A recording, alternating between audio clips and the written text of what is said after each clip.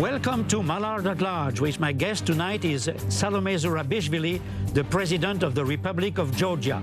Before we start our Q&A session with her, right now, my guest profile.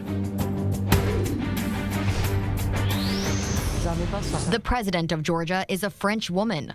Salomé Zourabichvili was born in Paris in 1952.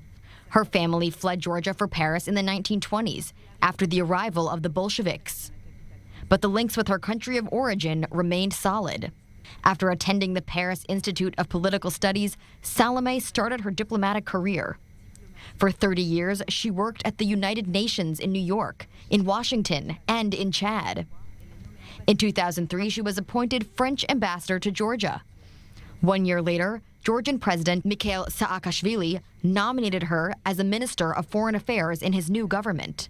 1 year later, Salomé joined the opposition and threw herself into the political fight. A difficult period during which she felt as one woman for two countries. After a withdrawal of several years from Georgian political life, she returned as a presidential candidate. In the 2016 parliamentary elections, Salomé won a seat as an independent. In 2018, she participated in Georgian presidential elections with the support of the Georgian Dream Party.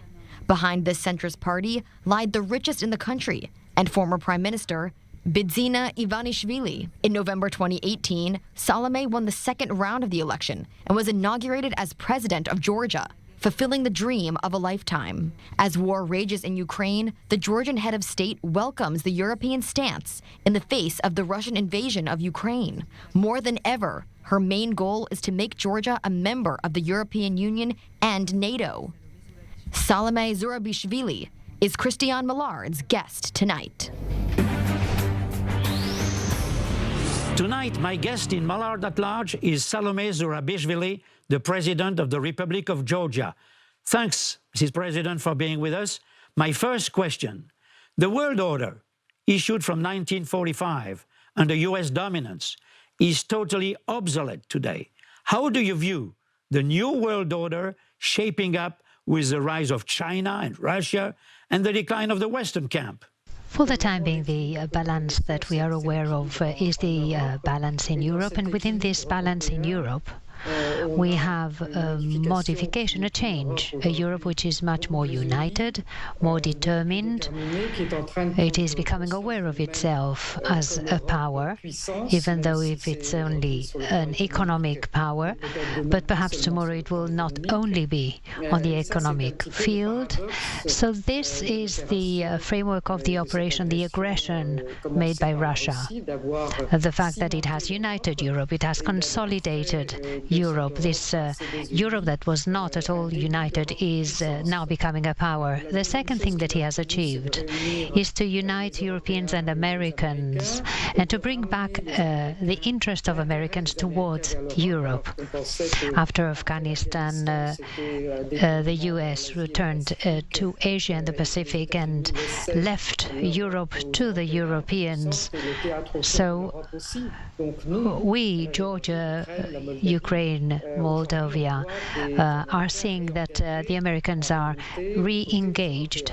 That doesn't mean that there is a decline in Europe.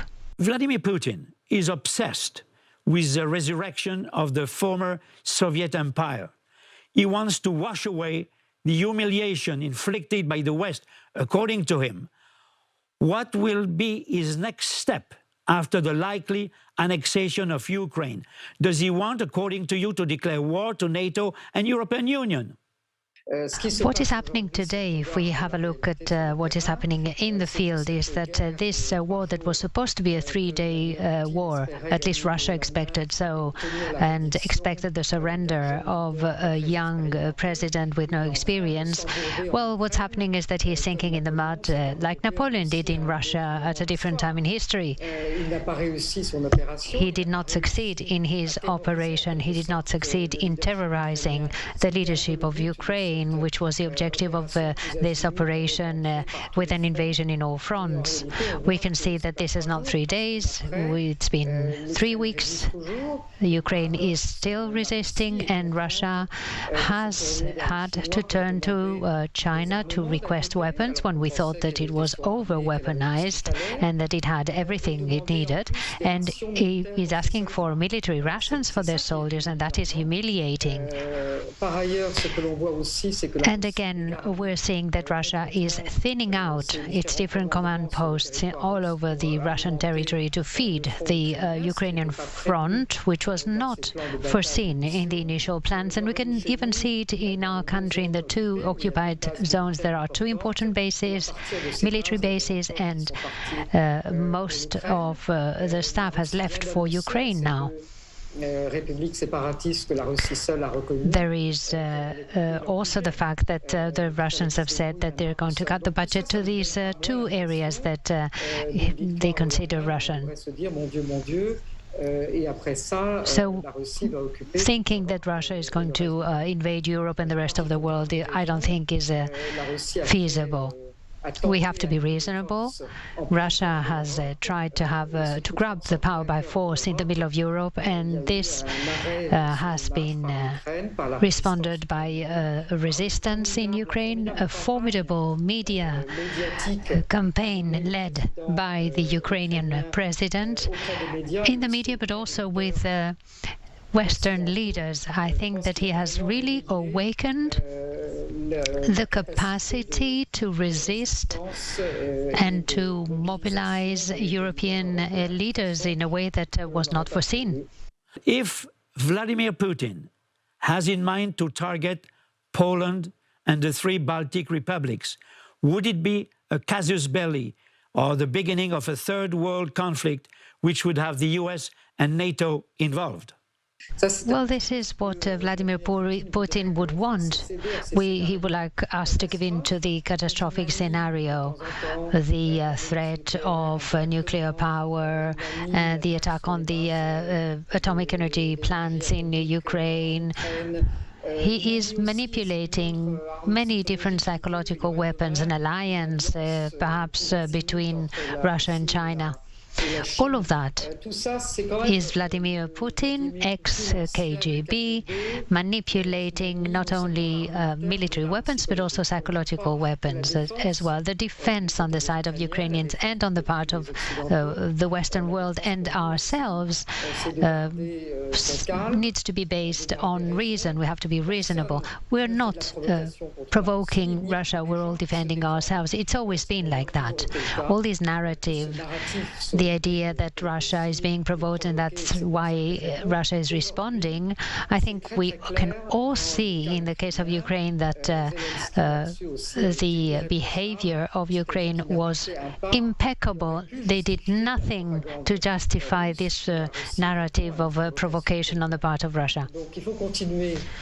So no provocation. Only diplomacy, negotiations continue, and Ukrainians are really doing their best. They're participating in the negotiations, even though there are no results. And at the same time, Russia is saying that it is going to eliminate the so-called Nazi regime or neutralize Ukraine or annul the Ukrainian nation, and Ukraine is still there negotiating. At the end of the day, we need to find a solution through negotiations. Georgia, like Ukraine and Moldavia, as pro-Russian separatists on its soil, do you feel threatened by Vladimir Putin's intervention? We are threatened by the whims of Russia since 1801, and frequently we have had invasions, occupations. We begin to have our own capacity to resist. So we're not going to foresee the worst scenario.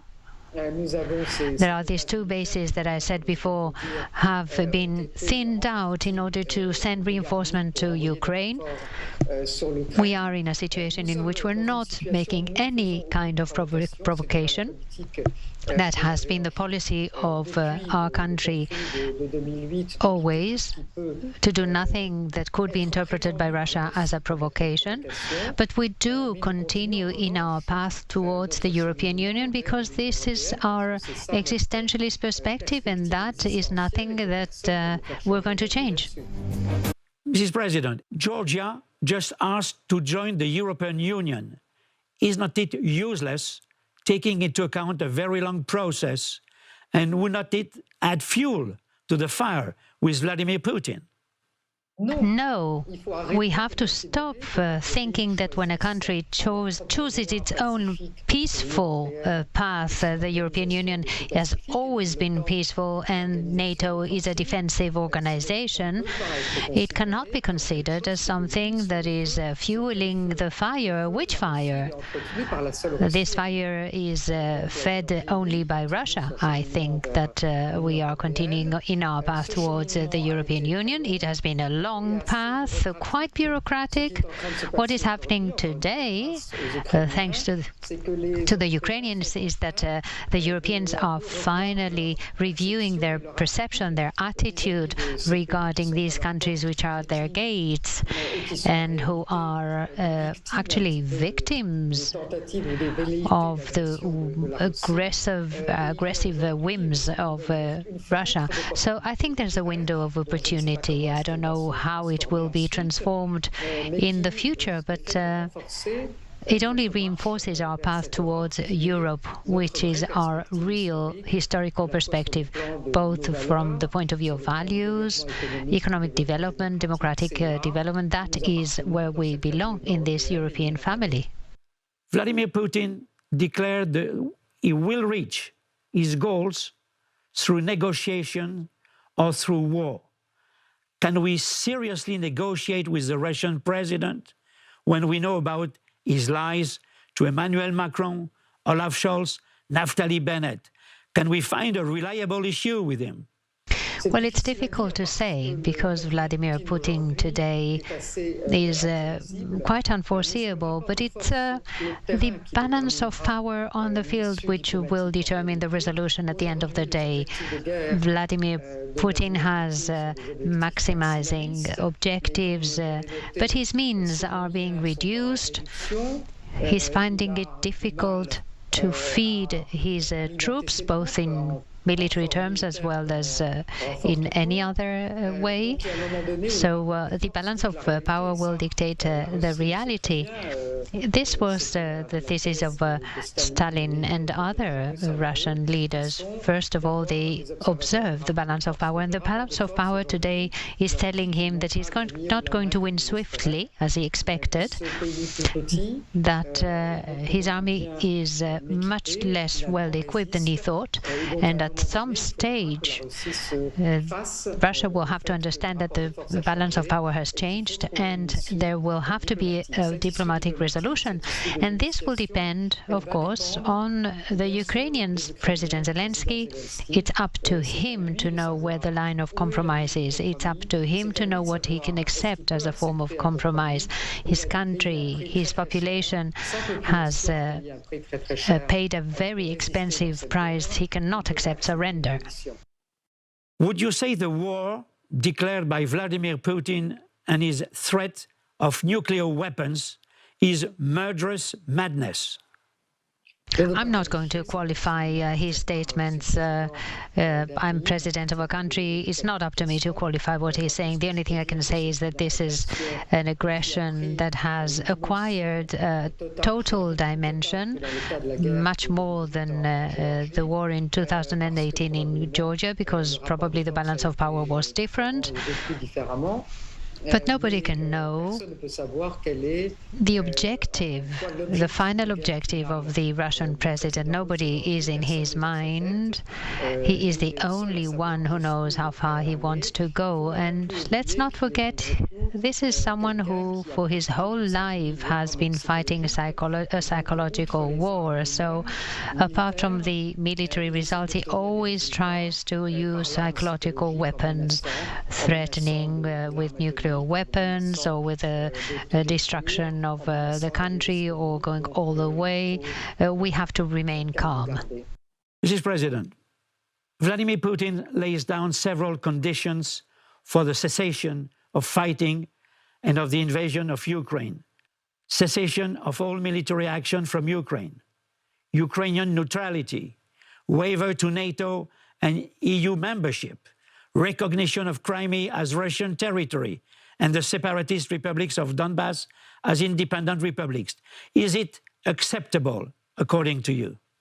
Well, he's also asking for what he says, the elimination of the Nazi regime, which is something nobody understands. He's the only one who understands this. He also requires the surrender with no conditions. I think that this formula is not acceptable. According to you, Mrs. President, does the Biden administration have done all the necessary steps to face this dangerous situation which might lead Europe into conflict? Well, I don't think that dragging Europe into the war would help in any way. I think Europe has a very clear and firm policy to obtain or to support Ukraine directly and through the sanctions, economic and political sanctions on Russia. And this is what corresponds to the nature of the European Union, a union which is much more aware, much more united, and the United States is supporting this policy. So I think there's a real strategy, a strategy we've never seen before on the part of the Western world. It's a measured strategy in order not to risk to be dragged into this war, supporting who is doing what is its own right, so the Ukraine. Mrs. President, don't you have the impression that Ukrainian President Volodymyr Zelensky is stretching his hand for negotiation to Vladimir Putin when he declares for the second time in 1 week that he doesn't have any more idea about getting inside NATO because there is not a majority of member of NATO who wants to have Ukraine inside. And on the other hand, Volodymyr Zelensky says that he is ready for compromise for the regions where we have the pro-Russian militants and for the acknowledgement of Crimea as Russian territory. So is not it a way for him to stretch hand for peace, for negotiation with Putin? I don't think he's stretching his hand. I think he's searching for a compromise, and I said that the lines of this compromise are really up to the president of Ukraine. He's the only one who can define them. It's his country, his population, who is paying the price for these lines of compromise. So he's the only one who knows what he can give up to obtain the end of the war. It's up to him to define that. Nobody around him or outside should force him to accept more than he feels he should. My last question, Mrs. President, is if you had any message to convey to President Putin on the one hand and to the leaders of Europe and the NATO and European Union, what would it be? Well, to the Americans and the Europeans, again, to continue supporting the Ukraine as long as the president has not obtained his objectives of a diplomatic resolution or compromise acceptable for his country, to do everything to make it easier to integrate in the European Union for Ukraine, Moldova and Georgia. And to the Russian president, we're in the 21st century, we have global challenges, and we have to understand that diplomacy is the only way to have neighboring countries that have a good disposition, that are friendly, and not countries that feel that they have to be on the defensive always.